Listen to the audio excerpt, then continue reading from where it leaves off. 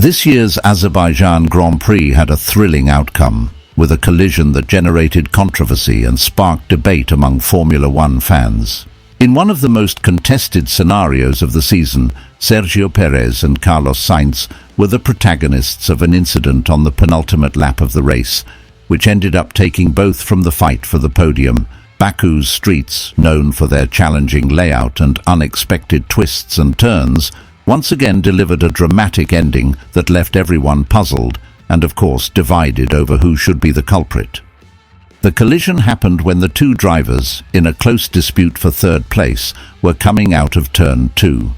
The Mexican Red Bull was coming from a difficult race sequence, but in Baku he was showing a great performance, running behind Oscar Piastri and Charles Leclerc, who led the race. However, in an attempt to overtake Sainz, the two ended up hitting, throwing their chances of a podium against the protective barriers and triggering a virtual safety car to end the race.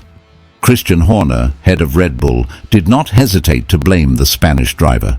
In an interview with Sky Sports, he was categorical when stating that Sainz was responsible for the crash.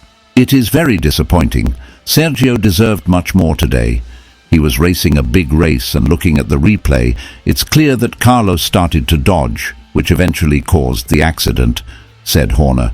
The Austrian team chief also highlighted the impact the incident had on the Constructors' Championship, costing Red Bull valuable points.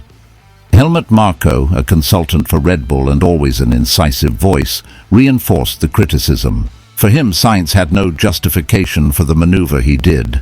Sergio was in a great pace, ready to overtake Leclerc, when Sainz made a move without reason. "It ruined the race of Czech," Marko said in an interview with Service TV. The team has made it clear that they expect authorities to review the situation rigorously for next weekend. On the other hand, Carlos Sainz defended himself and argued that the incident was Pérez's fault. The Spaniard claimed that he was following his normal running line and did not make any unexpected moves.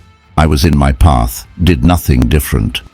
I don't know what happened to Checo, but from my point of view, it was a normal racing incident," Sainz said in his defense, minimizing responsibility for the accident.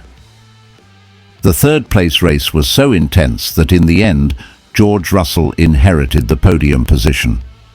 Lando Norris, this year's title contender, also made a great run, recovering from 14th on the grid to finish 4th.